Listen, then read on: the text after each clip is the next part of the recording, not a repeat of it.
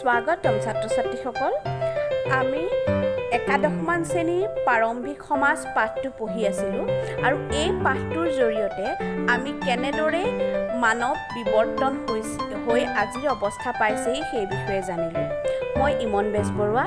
এই খণ্ডটোত আমি পঢ়িম কেনেদৰে আদিম মানুহৰ মাজত ভাষাৰ বিকাশ হৈছিল, কলাৰ বিকাশ হৈছিল আৰু কেনেদৰে মানুহে সমাজ পাতিবলৈ শিকিছিল।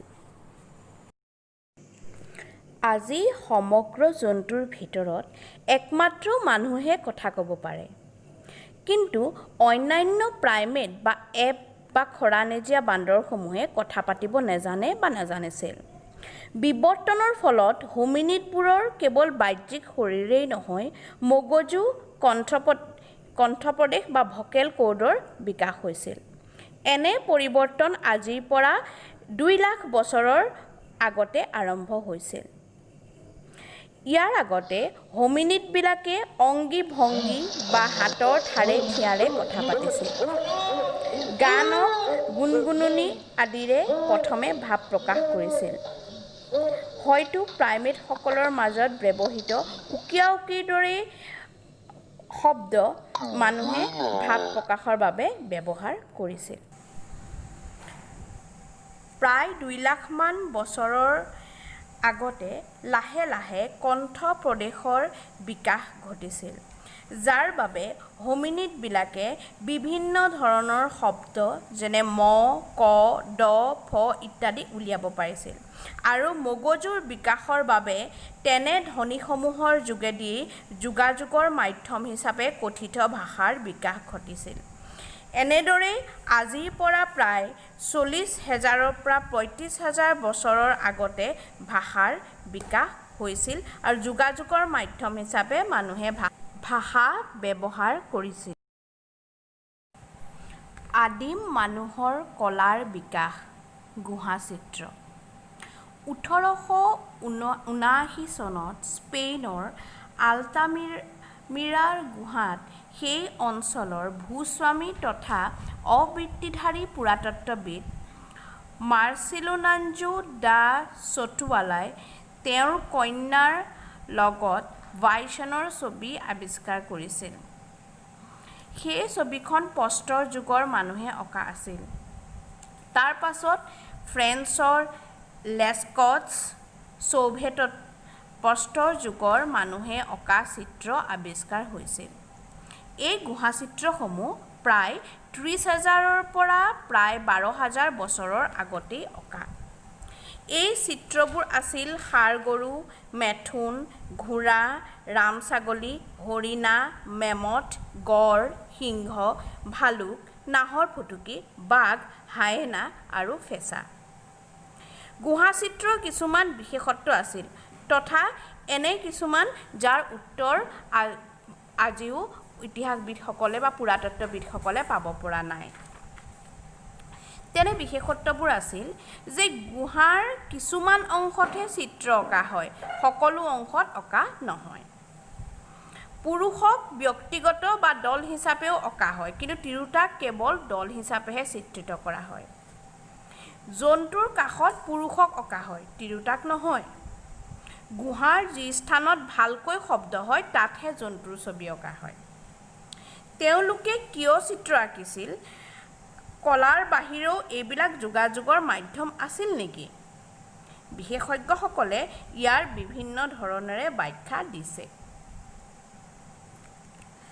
চিকাৰৰ কাৰণে গুৰুত্বপূৰ্ণ জন্তুৰ ছবিবোৰ ধৰ্মীয় ক্ৰিয়াকাণ্ড বা যাদুৰ লগত জড়িত আছিল।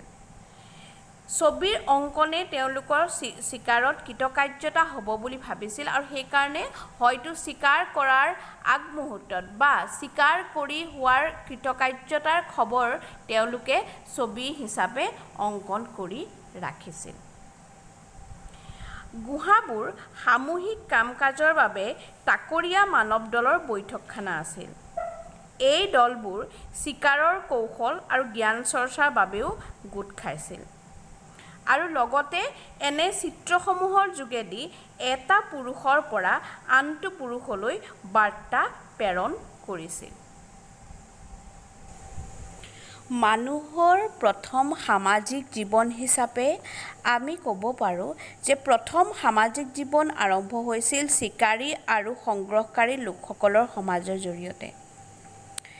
প্ৰত্নতান্ত্ৰিক সমলৰ ওপৰত নিৰ্ভৰ নকৰাকৈ যদি আমি চিকাৰী আৰু সংগ্ৰহকাৰী লোকসকলৰ জীৱন কেনেধৰণৰ আছিল সেই বিষয়ে জানিব বিচাৰোঁ, তেতিয়াহ'লে এতিয়াও আফ্ৰিকা মহাদেশৰ কালাহাৰী মৰুভূমিত বিচৰণ কৰা কুচাংশ বা ইয়াছিৰ হ্ৰদৰ কাষত বাস কৰা হাদছাসকল হ'ল চিকাৰী সংগ্ৰহকাৰী লোক।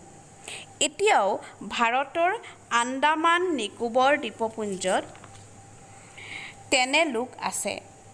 1960 চনত নৃতত্ত্ববিদ জেমছ উডবানে হাদছাসকলৰ বিষয়ে কৈছিল যে তেওঁলোকে ভূমি আৰু সম্পদৰ ওপৰত অধিকাৰ দাবী কৰা নাছিল।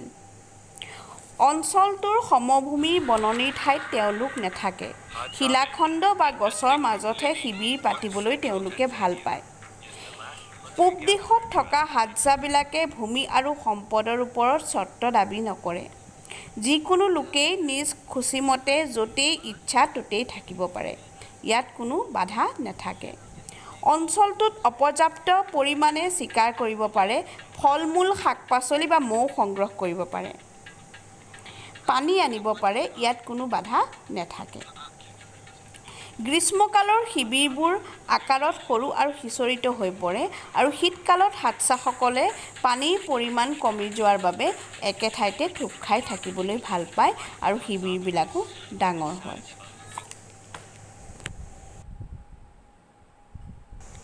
চিকাৰী সংগ্ৰহকাৰীৰ জীৱনৰ পৰা কৃষিভিত্তিক সমাজলৈ পৰিৱৰ্তন। প্ৰায় 13,000 বছৰৰ আগেয়ে শেষ বৰফ যুগৰ অন্ত হয় আৰু জলবায়ু গৰম আৰু সেমেকা হয়। ইয়াৰ ফলত ঘাঁহ, বন, বাৰ্লি, ঘেঁহু আদিৰ বাবে জলবায়ু সুবিধাজনক হয় আৰু ইয়াৰ খেতি বা উৎপাদন বৃদ্ধি হয়। তৃণভূমি আৰু অৰণ্য সৃষ্টিৰ লগে লগে বনৰীয়া ছাগলী, ভেড়া, গৰু, ম'হ, গাহৰি, গাধ ইত্যাদি জন্তুৰ সংখ্যা বাঢ়িল। লগতে মানৱ সমাজৰো পৰিৱৰ্তন আহিল।